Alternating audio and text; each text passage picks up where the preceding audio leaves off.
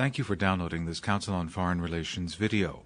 CFR is an independent national membership organization and nonpartisan research center. For more information, please visit us online at cfr.org. Lovely. Thank you very much. My name is Dina Temple-Raston, and I'm the counterterrorism correspondent at National Public Radio. And I want to welcome you to the third session of today's symposium, Intelligence and Counter-Radicalization. Once again, if you could please completely turn off your cell phones, not on vibrate, but completely turn them off. I'm always guilty of leaving it on vibrate. And as a reminder, this session is on the record. The last session was off the record. So we can't refer to anything, please, that we heard in the last session. That goes for our speakers, too, because that was completely off the record. So in this session, what we're going to do is we're going to compare and contrast the linkages between intelligence and law enforcement in the U.S. and the U.K., and generally see how violent extremism has changed the business of intelligence. And for this session, we have the world's most perfect panel. And that would be, to start with, Charles Allen, who was at the CIA for more than 40 years and basically was doing intelligence longer than I've been alive. And people that I have... It's a compliment. The people I spoke to about Mr. Allen referred to him as a legend, and I've never actually interviewed a legend before, so I'm looking forward to that. Bill Bratton is known as the smartest cop in America, and if you don't already know a lot about him, it would suffice to say that he is the only person, alive or dead, to have led the two largest police forces in the United States, NYPD and the LAPD. And last but not least, I'm pleased to have Peter Clark from the UK with us today. With all this focus on the royal wedding, you might be interested to know that he used to be in charge of the Royalty and Diplomatic Protection Department. That means he was in charge of protecting the royal family and his residences. I was looking for a way to try to get Prince William and Kate into this conversation, but I couldn't find a smooth transition. So we're going to focus instead on his other job, which was as the former head of the anti-terrorist branch at Scotland Yard. You have their bios in your sheet, but that gives you sort of an idea of the caliber of person we're going to be speaking with today. And before we get all breathless about extremism, I thought we would start by using some definitions and defining the issue about how bad the scope is here in the United States and how bad it is in the UK. And perhaps you could give me a number, 10 being the greatest amount of extremism and 1 being very little. And what number would you think correspond to the U.S. and to the UK? Mr. Allen, to start? Well, I would start with very moderate terms because extremism has grown in this society in certain areas, in small pockets around our broad, large country. But the actual numbers has been a very tiny minority. I believe that the scope and size of this needs to be debated more publicly. That was where I was hoping Chairman King would start his hearings, with trying to size the issue. When you look at the number of cases of people indicted between 2001 and the end of 2010, it's relatively small. I think 176 individuals, according to Iran statistics. It doesn't mean it's insignificant.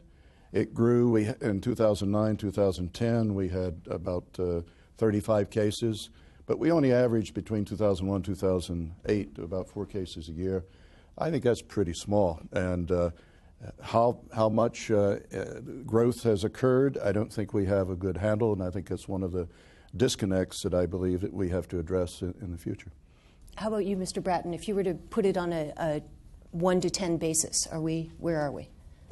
Well, in terms of the United States, I think, echoing Charlie's comments, much less of an issue than it is, colleagues, what they deal with in Britain.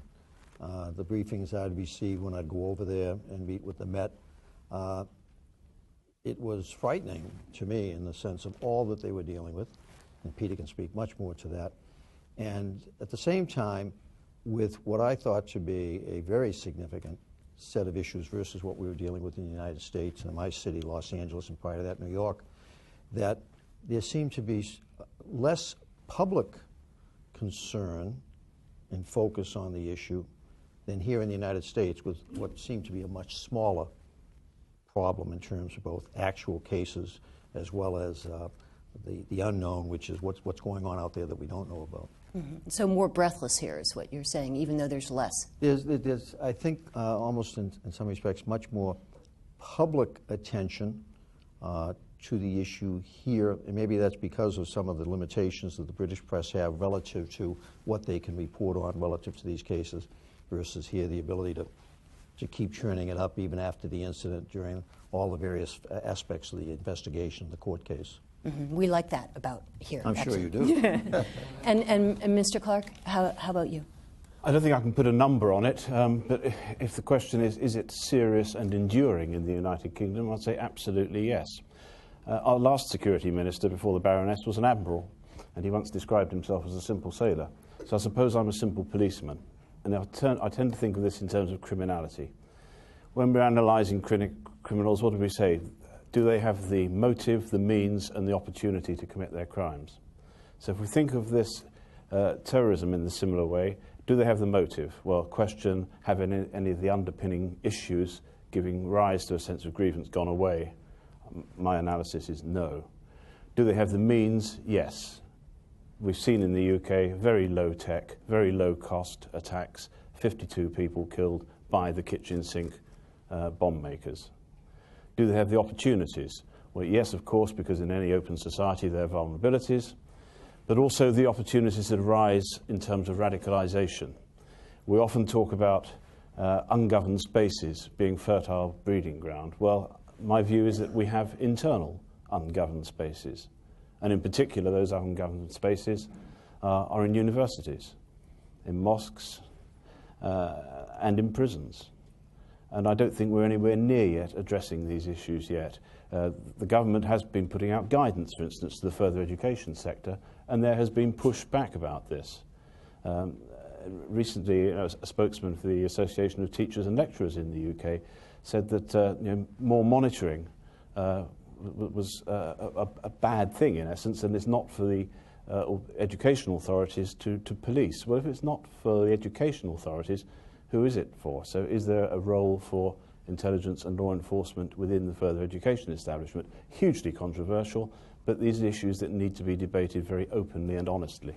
And this gets to our main point, which is this intersection of law enforcement and intelligence. And presumably, when intelligence works the right way, it helps make the distinction between, as you were saying last night, between the vulnerable and the malevolent.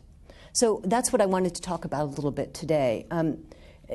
This challenge, Mr. Allen, if you could address, have they been successful at making that distinction here in the United States? Well, I think we're moving in that direction in ways that we did not have Homeland Security intelligence on September 11th, 2001. But with the formation of the Department of Homeland Security, with the Federal Bureau of Investigation, changing the way it operates, forming an intelligence directorate of 2,600 analysts, putting those analysts in the field with their 56 stations. I think there has been, and the emphasis on trying to understand what is occurring in this country, the degree of radicalization, to try to not only look strictly at a predicate where you can open a case, but look to see if there can be intelligence tips or leads. I really do believe that part of our response here is it will come, I believe, from the community, from the bottom up. The people that know the community are our police departments. There are 18,500 of those across the country. Not all of them have intelligence elements. Los Angeles, of course, does and did under Chief Bratton. New York has an excellent one. But to get a better understanding and to be able to really work on tips and leads.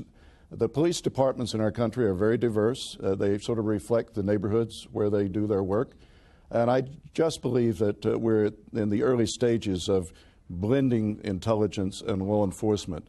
And I think a lot more can be done while still protecting the privacy, civil rights, and civil liberties of all Americans. I think we have to be very careful about this, but I do believe we're headed in the right direction in building Homeland Security. Homeland Security is, as a degree now, is being taught in many universities across this country. I've met many of the professors, many of the deans of universities when I was Undersecretary of Homeland Security. So I think we're in the right direction. I do believe we have a good deal to go.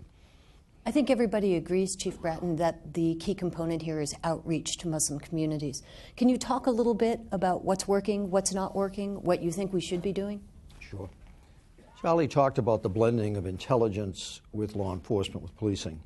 And post 9/11, that has been accelerating, off to a slow start. But the blending is important because one of the previous speakers talked about the nature of intelligence agents is that they are pessimists, because they're always worrying about what they don't know, what's going wrong. American policing, based on the successes that we achieved in the 1990s that are continuing into the 21st century in our traditional role of dealing with crime, improving community relations, we tend to be much more optimistic. I'm an optimist. And in the 1990s, when American policing led the assault on traditional crime with ideas like community policing, with ideas like problem solving, crime mapping, CompStat, broken windows, those ideas percolated from the local level. And that was important because the people that were being impacted by that crime problem were the community. The federal government partnership was essential, the funding, COPS program, research. Similarly, now in this new era with the new crime issue, the optimism of the local law enforcement community is critically important. And Charlie can speak to this because during his time serving with Secretary Chertoff, they really opened up Homeland Security to allowing local law enforcement a place at the table. Because local chiefs understood that in dealing with this new form of threat, the idea of, and as we've seen, an increasing threat in the homeland rather than coming from the external areas that had previously been the problem, that local police were going to have to be a valuable partner at the table with our optimism from our successes in the 90s. And those successes in the 90s can help to inform the continuing successes into the 21st century. First, as Charlie pointed out, the level of the problem is still relatively small. The potential to grow, and it has been accelerating, but the numbers are still really very small versus what the Brits are dealing with. And our sophistication, our intelligence gathering efforts, the coordination is improving, and I think improving at a rate faster than the growth of the problem. So that as we move forward trying to deal with the issue of trying to prevent the growth, the radicalization, nobody is better positioned to do that than the local police, because our successes in the 90s were reaching into the community. In the 70s and 80s, we were isolated from the community, the thin blue line. The Los Angeles Police Department was the model of that. We'll take care of business, and you stay over there. And the business we were going to take care of was the crime problems in the African-American community. Well, now we have the problem, the perceived problem of the crime issue, the terrorist issue in the Muslim community. And who better to reach into that community than local police who learned in the 90s that to deal with crime, you had to develop relationships. And we are getting much better at that. And so in Los Angeles, a significant amount of our time is spent learning about the Muslim community, reaching into it, understanding how diverse it is. We tend to think of it as a monolithic entity, and it is not that. It is incredibly diverse like the rest of American society. So we are, I think, on the right path. So much more to be done. But I think we have been informed by the mistakes of the 70s and 80s and what we learned in the 90s. Let me talk about an issue that brings together some of the tension of intelligence and law enforcement, and that would be the issue of stings. You remember back in Thanksgiving, there was a Somali American kid, 20-something from Seattle, who allegedly wanted to detonate a car bomb at a local Christmas tree lighting. The FBI found him, I think in a chat room, think I have this right, and they stepped in and basically provided him with what he needed for the operation: fake explosives, detonators, van, telephone to dial to supposedly detonate this.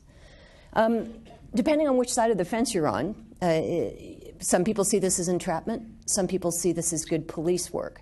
Mr. Allen, if I could start with you, can you talk about these kinds of operations and what they represent in terms of the intersection of intelligence and law enforcement?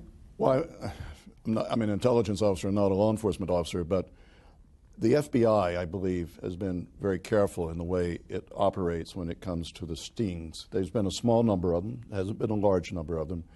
And you have to remember that the FBI would operate on tips, leads, where they would see someone who has become radicalized, who is moving to advocate or engage or be willing to engage in violent actions. I think the FBI has operated under some very tough rules and guidelines over the years. And from my perspective, this is a fine line.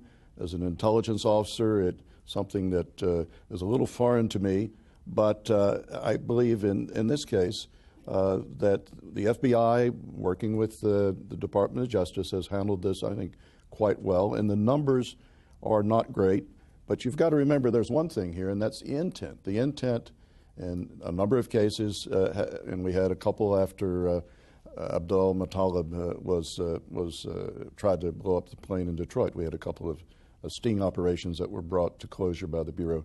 Is the intent was to inflict damage, to kill innocents, to hurt U.S. critical infrastructure. So it's a fine line to walk. Being an intelligence officer, it's one that I'm not as comfortable with as perhaps law enforcement, but I believe the Bureau has operated very effectively and very carefully in this arena. Now, I'll get to you in a second, Mr. Clark, about how you can't do this in the UK, but I wanted to say quickly, Chief Bratton, can you talk a little bit about the effect these kinds of operations have in the community? It has a chilling effect, one would assume. Well, from the law enforcement perspective, stings are a part of what we do. That whether it's internal affairs issues directed at our own police officers, or in the traditional criminal world directed at criminals. In the NYPD, we created sting operations. We're doing hundreds of them directed against our own officers. In the LAPD, as part of the federal consent decree, they were required that we effectively set up stings to see if officers were accepting citizen complaints. Charlie points out correctly that they have to be done appropriately. They have to be done in a way that they are not subject to criticism. The use of stings in this new paradigm, the new crime, and particularly with the sensitivities of a population, in this case particularly the Muslim population, that it is a thin line that has to be followed. I think the Bureau, my understanding of their cases without having intimacies of them other than one or two that we dealt with in LA, that I think they've done a very good job here. But what has been missing is the relationship between, whether it's the Bureau or local police, to be able to explain, to be trusted, if you will, to explain, and to have a level of transparency that, that we are able to show what we're doing, why we're doing it, how we're doing it. And stings are incredibly valuable also for the intelligence that's gathered from it. How was this individual radicalized? What was the chain of events that brought him or her to a point where they were going to take this type of overt action?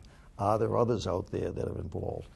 So they are an incredibly useful intelligence gathering opportunity also. And there's also a sense, I guess, that if you get the community involved or community leaders involved earlier in the process, then they aren't surprised by the headline, which has been part of the problem. In dealing with the gang problem in Los Angeles, we were continually going into neighborhoods, minority neighborhoods, flashbang, going into drug houses, really making a big scene.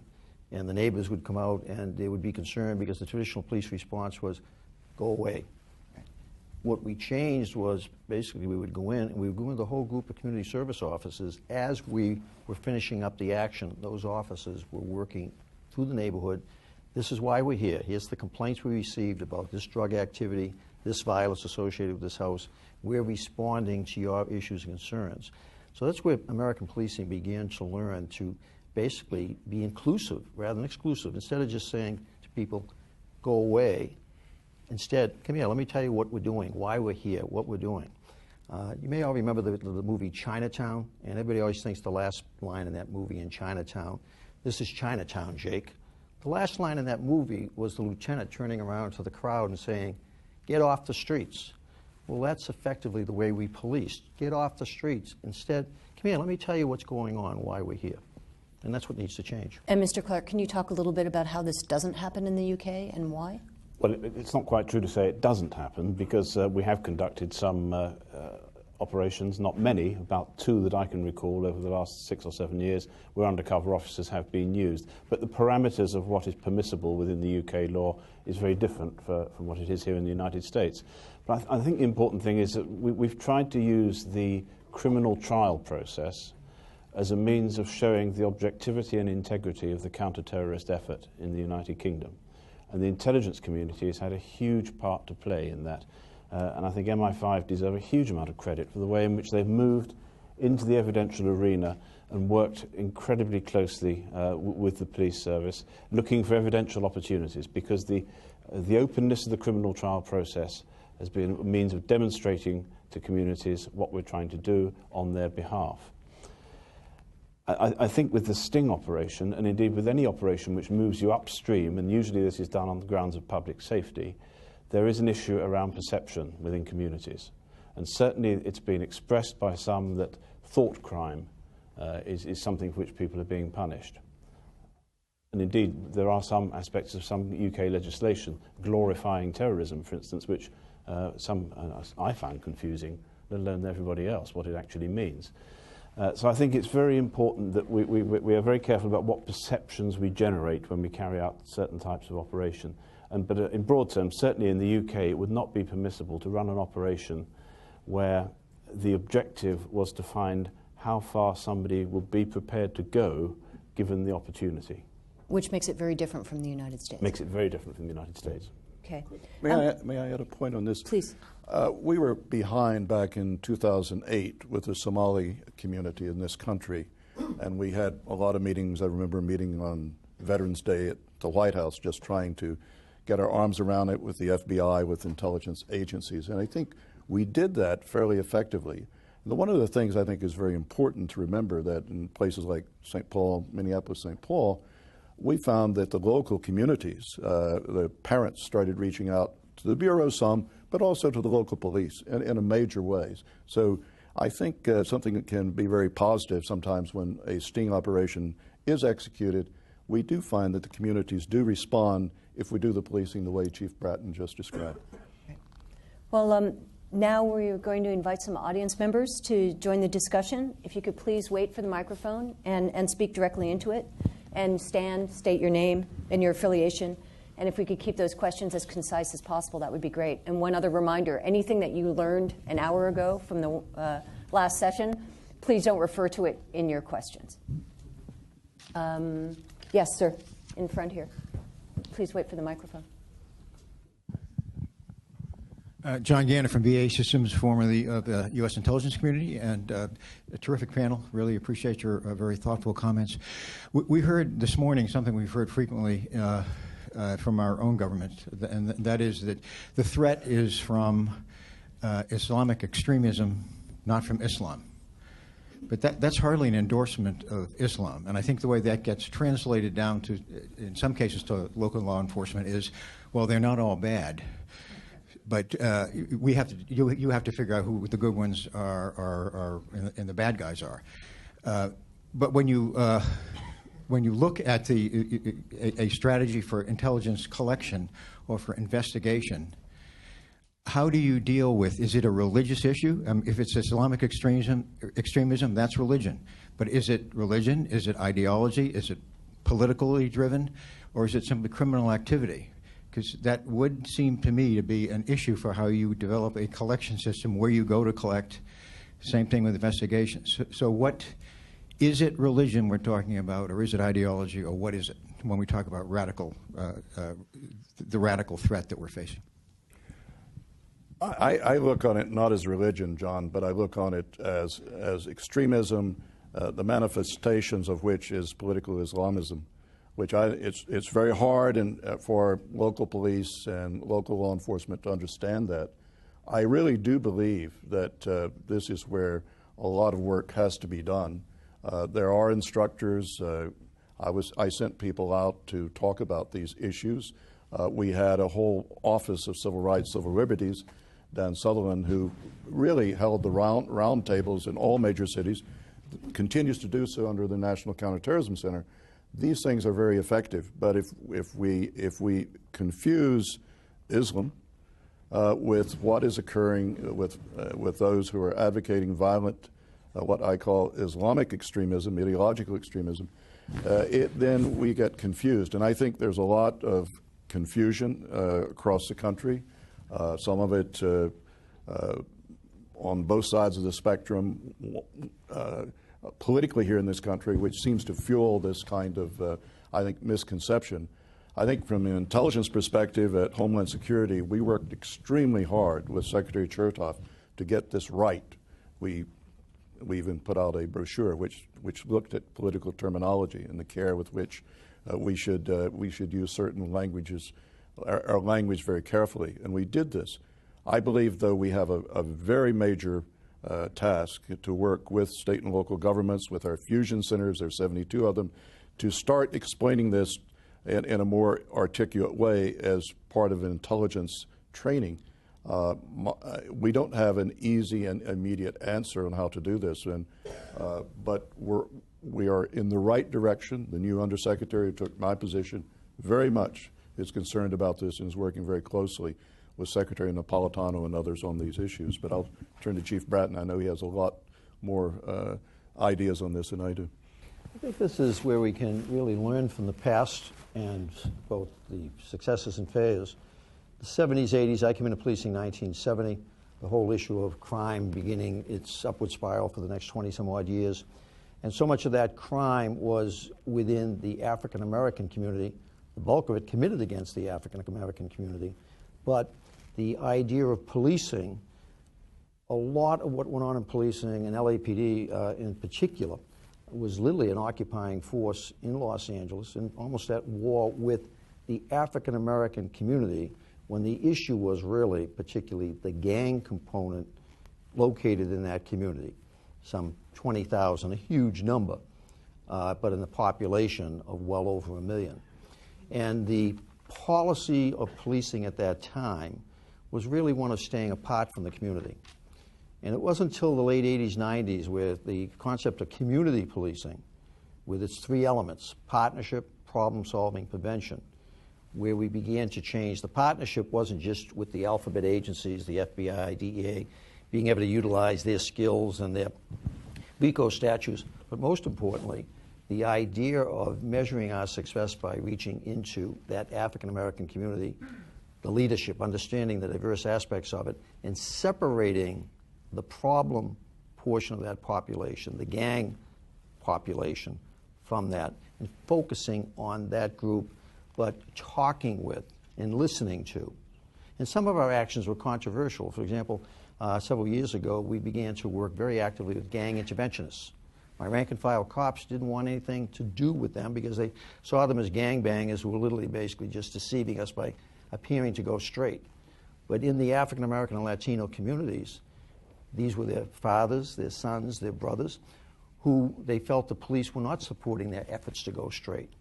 But once we started trying to find ways to work with them, we even set up academies with Connie Rice, a civil rights advocate, to work with them, the community began to see us in a different way.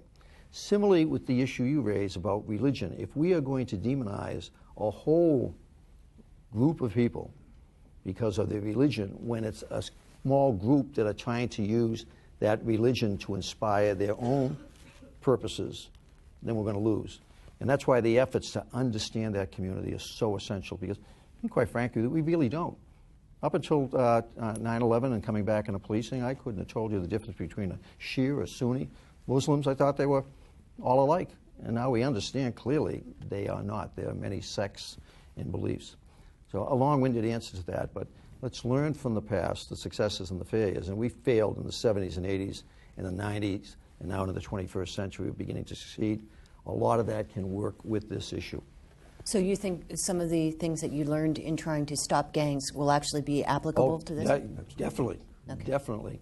Even as I was having a discussion with a senior British official in the last day or so relative to this conference, and the idea of, in a sense, how do you get intelligence about what's going on in that portion of the community, in case of gangs, the gang community, in the case of the radicals, how do you elicit getting into that group? And very often in policing, the tactics had been, and I had not really thought about this, to coerce an informant, the threat of jail, the threat of actions against the family, versus the new thinking and the idea that there are other ways to do this without coercion to access. And it's an expansion of the thinking about how to approach this problem, to try new ideas, and the idea of sharing what has been largely a British initiative with American policing. And I'm very intrigued by that, because the experience we have is a shared experience. We come at it from different perspectives sometimes, different laws certainly, but we can learn so much from each other. And some of our strength in this issue is that the exchange between British and American police services has been very extensive. I used to spend a lot of time in London. Well, I love London, but it was always an excuse to get over there. Right. But they were so far ahead of us on this issue, so far ahead of us in many respects, at the local police level. Do you want to comment on that, Mr. Kroll? No, I entirely agree with all of that. Many of the fundamental features and principles of policing apply to this as to any other type of criminality, and I think that's the important thing. That basically, I said earlier, I was a simple policeman. These are violent criminals looking to kill people, to kill their fellow citizens, and we mustn't lose sight of that. And I think it's terribly important as well that there are consistent messages about this, and I have to say I was really disappointed last year when, you remember, Umar Farouk Abdul Muttalab and his father had gone in to the United States Embassy in Lagos, I believe it was, expressing concerns about his son's behaviour and where it was taking him. This is the Detroit bomber. Go ahead. Indeed. Yes. And a man who was then a serving British government minister went on to the BBC Question Time from a mosque in South London and said that his Abdul Muttalab's father had snitched on him. Now, I think that's a most unfortunate use of language. You wouldn't use that language about any other type of crime. You wouldn't use it about a concerned parent going to the police because they were fearful that their child was perhaps getting involved in drugs. It should be allowed to be expressed as a proper expression of concern. We shouldn't put this into a different category. Other questions? How about way back there in the back? Heidi Noonan, Fox News Channel. This question's for Mr. Allen in regard to Yemen and Al-Qaeda. What does it mean that AQAP has declared the Abyei province an Islamic emirate to be governed by Sharia? Which province? I'm sorry, I didn't hear. Abyei province. Oh, yes. Okay, Abyei. I don't know that it has a great deal of ramifications. AQAP, we know that it is active and aggressive, and conditions may be more favorable as if President Saleh does not survive and more ungoverned space develops within Yemen. That gets back to the idea of a despotic ruler versus an anarchical, ideological-driven elements within a area that can cause a great deal of problems for the West and for the very area, for all of the and for the stability of the Arabian Peninsula, which we all know is very important to us. I don't know that that in itself has that much resonance. AQAP is under a lot of pressure. Al-Awlaki is under a lot of pressure. We hear Anwar al-Awlaki, but there are other leaders within within AQAP which we know well, which are very important, more hardened, more operationally experienced than al-Awlaki. So I don't think we should overstate this. I think what we should have concerns about is the whole stability of the Arabian Peninsula as a result of what is occurring within Yemen, and we again have we lack a great deal of in-depth understanding. But I'm not more concerned than I was. We are concerned and have been concerned over the last 3 years over Yemen. It's not something we learned only when al-Awlaki became a popular name back here in the United States. Question on our subject at hand, intelligence and counter-radicalization. How about the gentleman back there in the blue shirt who's raising his hands right by the microphone? There you go. Hi, Jonathan Brown, Georgetown University. You mentioned methods for dealing with this in terms of community policing, dealing with some of these communities facing kind of gang problems as opposed to ideological problems. But in the U.S., at least, how do we encourage community members to, let's say, talk to police about their children they might be concerned about when the punishments that have been dealt out are so severe with things like terrorism enhancement sentencing, where people are getting 20 years for lying to a federal officer, 40 years for perjury. I mean, these, in the case of the DC-6, I think, and also in some of the Somali Americans who went to fight with Shabab, it was the parents who turned them in. But why would a parent turn in their child when they're almost certainly going to be in jail for 30 years? Specifically, during the Minneapolis case, you recall that many of the mothers didn't want to tell the police that their kids were gone because they thought if their kids came back, they might be sent to Guantanamo. Who would like to answer that? I'll just make a comment on this. It's not the first time this problem's arisen. We had it in the United Kingdom, where concerned parents did come in some years ago, expressing concerns about their son, and unfortunately, at that time, there was no opportunity or means of diversion.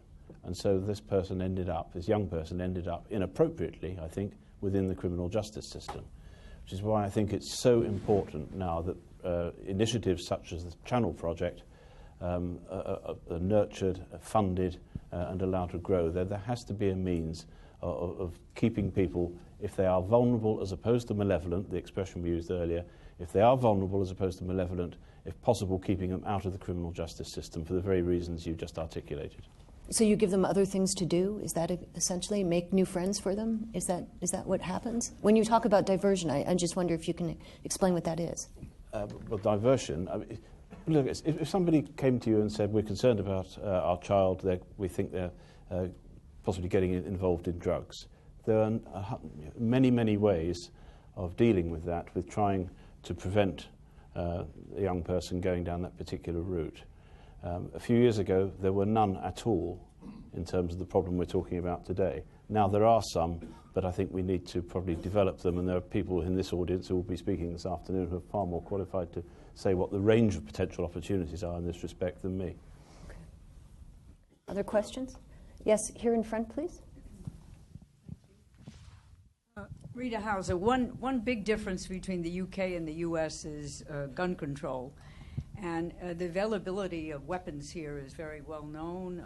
In the Fort Hood case, the major in question, I forget how many days, but several days before, had acquired a big arsenal, which was known, and the authorities did nothing about it. I can envisage not all these fancy bombs, but people just buying a lot of big guns and assault weapons and going about their business easily in this country. So I was wondering if you have anything to say about that question and how you see the differences here in the UK. You're both looking at me. We know we have a gun issue. We're insane about it, unfortunately. We have a very and it's good to see you again. We have a huge problem. I worked this for Secretary Chertoff because President Bush was deeply concerned and told President Calderon how deeply concerned about guns flowing south.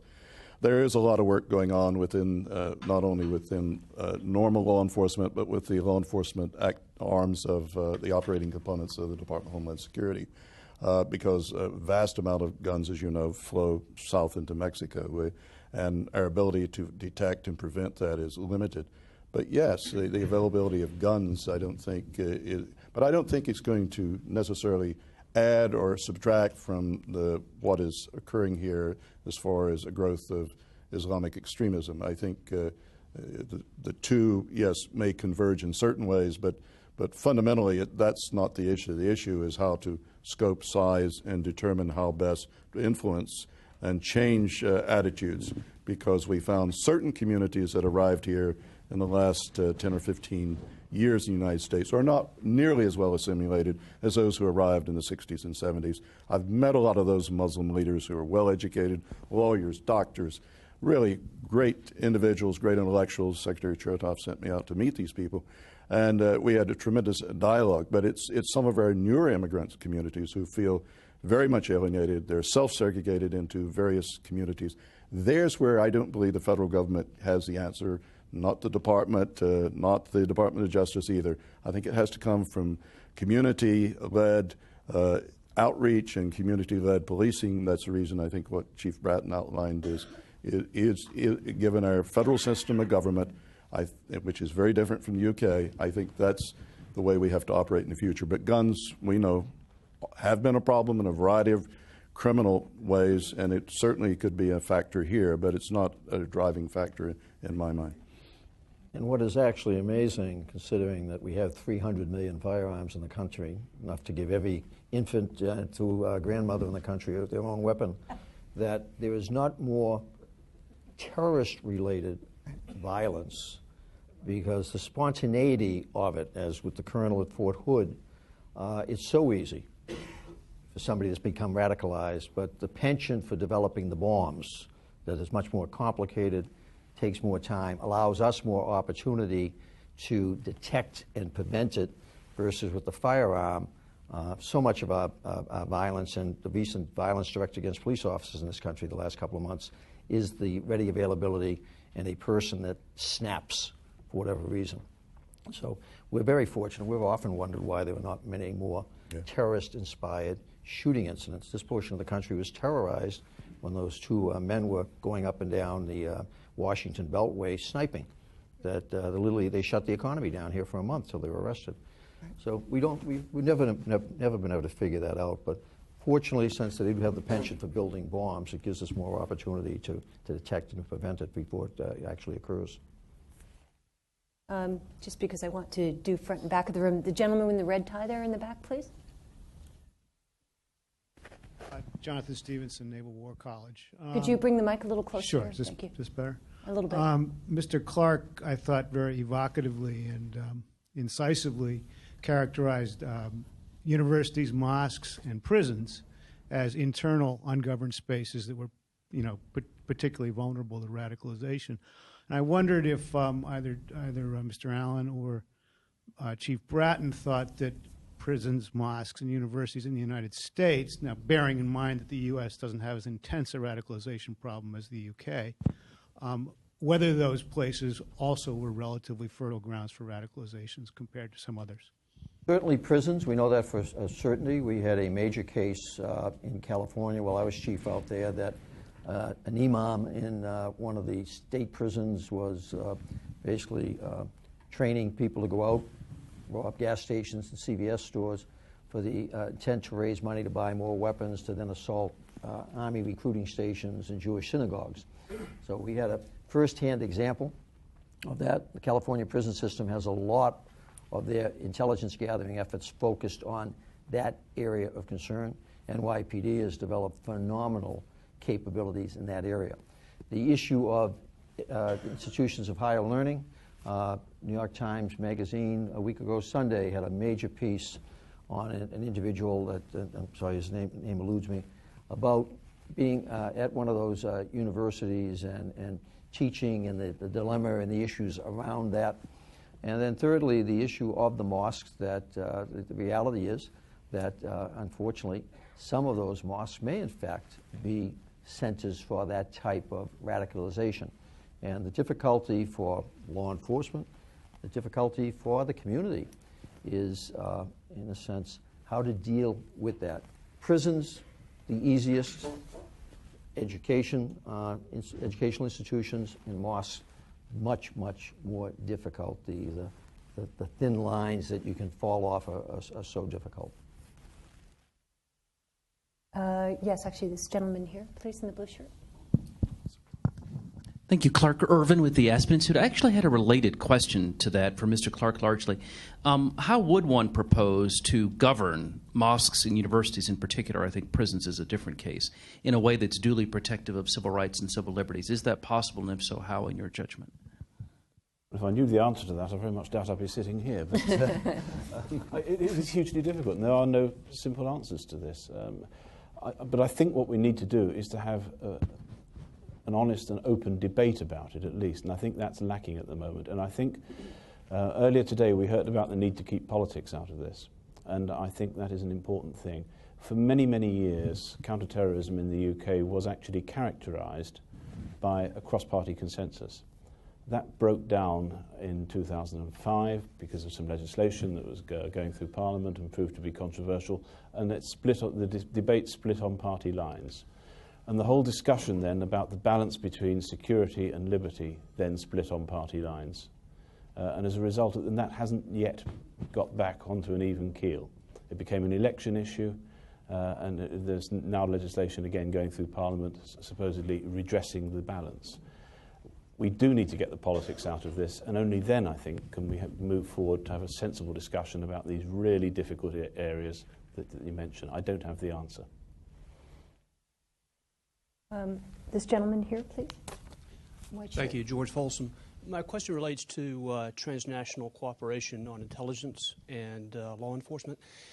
Leveraging off the issue of the UK having restrictions against sting operations, are there other countries that are significant to your operations that you know of in the past who also have similar restrictions?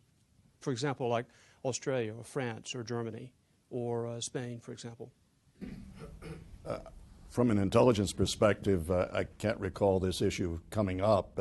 Our cooperation on dealing with inbound threats of al-Qaeda or working with our closest allies abroad on al-Qaeda threats, extremist threats, affiliated networks. I'm of the view that we've had a dramatic effect on both al-Qaeda central, al-Qaeda affiliated networks, and some of them have literally disappeared from the landscape. I'm one of those who believes that good things have happened, and that perhaps they're on the back foot in the Middle East. Good things may happen there. So that issue of stings has not come up in my intelligence experience, but Chief Bratton may have something to add to that. I really can't speak to that because I'm not aware of, in my dealings for 7 years with the LAPD, that our international relationships were largely through JTTFs. And so the intimacy with that issue in terms of what other countries allowed or how they felt about it, I just don't have that experience. JTTF is Joint Terrorism Task Force. Could I just, if I may, if I left an impression that we don't and can't do sting operations in the United Kingdom, I didn't mean to. We can, we do, we love doing them. It's just that the legal framework within which they can be conducted is different from here in the United States. Yes, sir. Oh, no, I'm sorry, this gentleman here. Do one, too. Hi, Guillermo Lillery. I had a question to kind of follow up. We seem to be struggling between the law enforcement issue and the ideological issue. And so I guess I wanted to pose the question, are we fighting a political battle, a political warfare battle, or are we fighting a law enforcement battle? And the reason why I pose that question is because in the example of gangs, we're mainly dealing with an economic issue. And the issue of Northern Ireland, I would argue it's a political issue. And so the question is do we view, for example, the issue of Northern Ireland or the issue of fighting the Soviet Union as a law enforcement issue or as a political issue? There's a third element there. Referencing gangs, would be primarily a societal issue. A lot of the attractiveness of gangs for young men and women is the dissolution of their own family environment, the traditional family environment. So they go to gangs for the socialization, the protection, if you will, the excitement. So there's a socialization aspect to it also. Which makes it very similar to what's going on with radicalization. I think in many respects that is the case, that so many of the people that we encounter, the lone wolves, if you will, or the American experience, has been, sure, we've had groups, but so many of these loners who are seeking to latch onto something, and then they, through the internet now, they unfortunately through academia, prison, or religious institutions, they find other like-minded souls where they can come together. But it's a lot of it is, I think, societal, the pull of people wanting to be part of something. Now we have time for one more question, and before I take it, I want to remind everyone that this was on the record and the last session was off the record. And do we have any more questions? Yes, sir. Hello, Timothy Reuter. I'm interested in how do you deal differently with terrorist-related intelligence versus the information you've gathered since time immemorial about gangs or drugs or other kind of activity? Is there something that makes this essentially different from those kinds of things that law enforcement has traditionally engaged in? Well, I think the two do go together, but I think we have a lot yet to do on the intelligence side to determine what are the minimal essential intelligence we need for terrorism-related activities here in this country. We haven't talked about I spent all my career until recent years working foreign intelligence. There's a huge bright line between foreign and domestic, and we didn't cross that at CIA. We just refused to do that. The Bureau was very case-oriented, did not have an intelligence capability. But in my view, that there is intelligence there that it helps us understand the new law enforcement world. So we're moving we're converging in ways, I think, that are actually now starting to pay off in small ways, but the British, I think, with a different system of government, have some advantages that we just certainly don't have. Two thoughts. That the concern about terrorist-related intelligence is based on the 9/11 experience, the cataclysmic potential of some of that activity versus traditional crime would not be usually anywhere on that scale. However, the convergence in terms of treating them the same is reflected in where we're going with fusion centers around the country. Increasingly, many of them are all crime, that information relative to traditional crime is going into the same location where terrorist-specific information is also being analyzed, because the appreciation, particularly as we're in an evolving field here, that local information about what seems to be local crime may, in fact, increasingly have nexus to terrorist-related activities. And we have seen case after case. I was at a breakfast this morning with the former deputy commander of my terrorism operation in L.A., and just in the course of 10 minutes, she related half a dozen instances where local crime information being analyzed led to terrorist-related types of investigations. And so that's where we're improving, and also the critical importance of the partnership between local law enforcement with the FBI, Homeland Security, in these fusion centers. Inclusion rather than exclusion. And the recent report that just came out from Homeland Security that something along the line of 80% of the detected and thwarted terrorist-related activities, which are relatively small, as Charlie has pointed out, were the result of a citizen or police, local police, initial piece of information, rather than the billions that we're spending on national and international intelligence. So that there is strong support now, I believe, Secretary Napolitano, certainly following on the heels of Secretary Chertoff, transcending a Republican administration into a Democratic administration on this issue. There is a wide support for the idea of partnership on this issue. And how about you, Peter? Would you like to comment on that?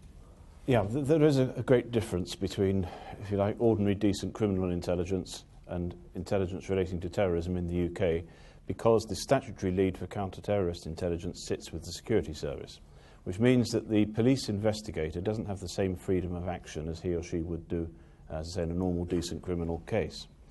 Which means that from the very beginning of a case, there has to be extraordinarily close working between the owners of the intelligence and the security service and the police. And this has been a feature particularly of the past 10 years, the way this has developed. And if any of you want to really go into this, just look at the transcripts from the recent inquest in London into the 7/7 attacks, where you'll see that the case, which was, if you like, the precursor to those attacks, the so-called fertilizer bomb plot the year before, there were 50 consecutive meetings called Executive Liaison Group meetings, chaired by the National Coordinator at the time, me, involving the security service and the police, where all the intelligence is put on the table, obviously in a very classified environment. But that means there are no shocks, no surprises, nothing that can derail the operation, and it is an entirely agreed, shared strategy.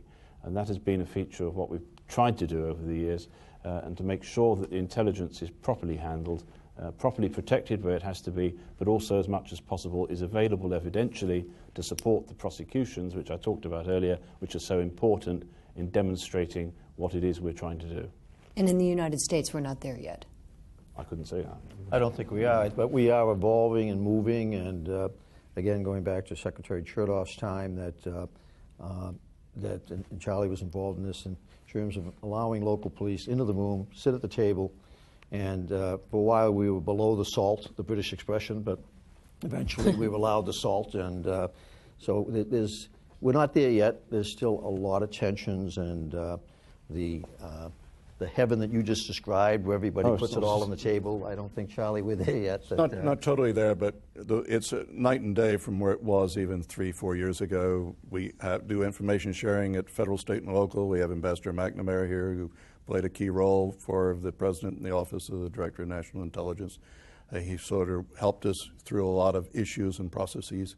But we did a lot of it ourselves, and Secretary Chertoff, he pushed me to get the intelligence out to state and local, to do joint assessments with the FBI, to encourage the fusion centers to do assessments, and to also give the training down so that we are always mindful of privacy, civil rights, civil liberties, as we do share information and some of it very sensitive at times, down to the state and local levels.